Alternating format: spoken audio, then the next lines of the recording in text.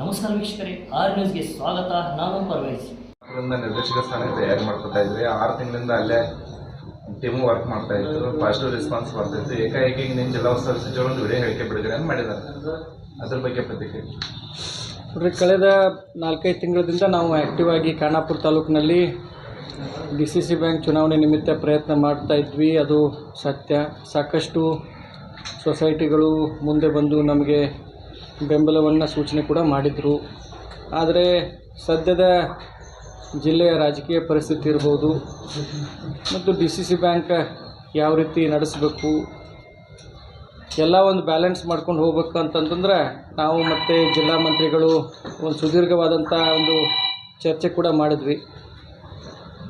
ಸುಮಾರು 1 ಗಂಟೆ ಮೇಲೆ ನಮ್ಮದು ಅವ್ರದ್ದು ಚರ್ಚೆ ಆಗಿ ಸದ್ಯದ ಪರಿಸ್ಥಿತಿಯಲ್ಲಿ ನಾವು ಚುನಾವಣೆ ಕಣದಿಂದ ಹಿಂದೆ ಸರುವುದು ಸೂಕ್ತ ಅಂತ ಒಂದು ನಿರ್ಧಾರಕ್ಕೆ ಬಂದು ಅದಕ್ಕೆ ಏನೀಗ ಜಿಲ್ಲಾ ಮಂತ್ರಿಗಳೇನು ಹೇಳಿದ್ದಾರೆ ಆ ಒಂದು ನಿರ್ಧಾರಕ್ಕೆ ನಾವು ಭದ್ರತೆವಂತ ಈ ಸಂದರ್ಭದಲ್ಲಿ ಹೇಳಿಕ್ಕೆ ಬಯಸ್ತೀವಿ. ಈಗ ಲಾಸ್ಟ್ ಟೈಮ್ ಬೆಳಗಾವಿಯಿಂದ ಟ್ರೈ ಮಾಡಿದ್ವಿ, ಕೊನೆಗಳಿಗೆ ವಾಪಸ್ ತೊಗೊಂಡಿದ್ವಿ. ನಾವು DCC ಬ್ಯಾಂಕ್ ಹೋಗೋ ಟೈಮ್ ಅವ್ರು ಕೂಡಿ ಬಂದಿಲ್ಲ.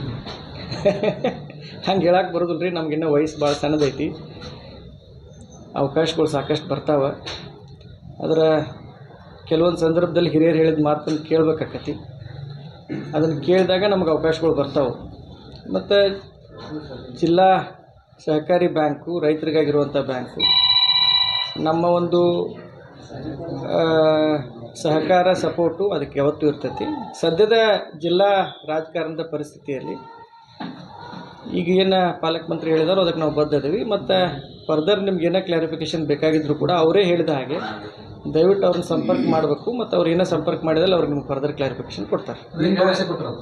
ಈಗ ರಾಜ್ಯ ಕಳೆದ 1 ತಿಂಗಳಿನ ಮಾತುಕತೆ ಆಗಿತ್ತು. ಏನು ರಾಜ್ಯ ಸೂತ್ರ ಈಗ ಸದ್ಯಕ್ಕೆ ರಾಜ್ಯ ಸೂತ್ರ ಅನ್ನೋದಕ್ಕಿಂತ ಸದ್ಯದ ಪರಿಸ್ಥಿತಿಯನ್ನು ಏನು ಸೂಕ್ತ ಐತಿ ಆ ನಿರ್ಧಾರ ತೊಗೊಂಡಿದ್ದೀವಿ. ಮುಂಬರುವಂಥ ದಿನದಲ್ಲಿ ಅವರು ಯಾವ ರೀತಿ ಮಾರ್ಗದರ್ಶನ ಕೊಡ್ತಾರೆ ಆ ರೀತಿ ನಾವು ನಡೀಲಿಕ್ಕೆ ಸಿದ್ಧದೀವಿ.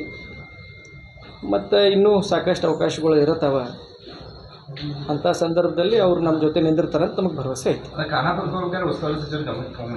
ಅವರೇ ಸೂಚನೆ ಕೊಟ್ಟಿದ್ರು ಅಂತ ರಾಜಕೀಯ ಚರ್ಚೆ ಇಲ್ಲ, ಯಾವುದೇ ಚರ್ಚೆ ಆದರೂ ಕೂಡ ಸದ್ಯದ ಪರಿಸ್ಥಿತಿಯಲ್ಲಿ ಯಾವ ನಿರ್ಧಾರ ತೊಗೊಂಡ್ರೆ ಸೂಕ್ತ ಅಂತ ಇರ್ತಲ್ಲ ಆ ನಿರ್ಧಾರ ತೊಗೊಳ್ಬೇಕಾಗತ್ತೆ.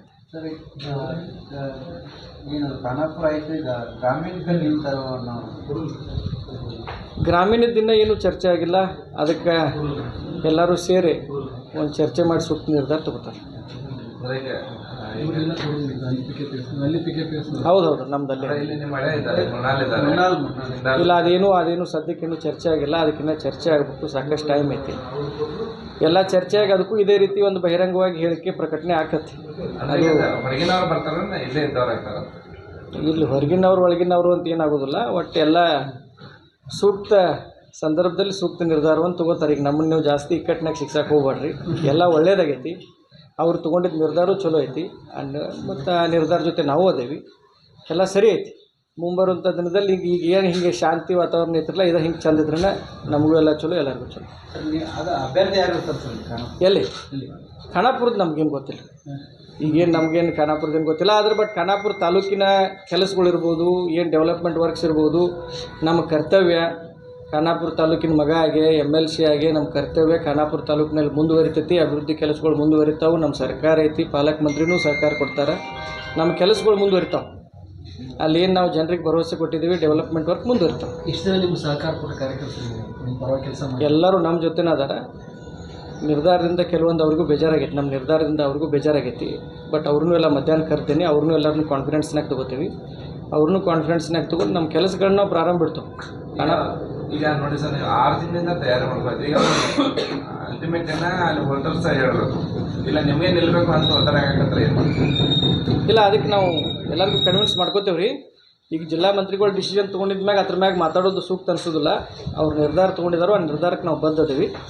ಮುಂದಿನ ದಿನಮಾನದಾಗ ಏನು ಮಾಡಬೇಕು ಅದನ್ನು ಚರ್ಚೆ ಮಾಡ್ತೇವೆ ಅಷ್ಟೇ.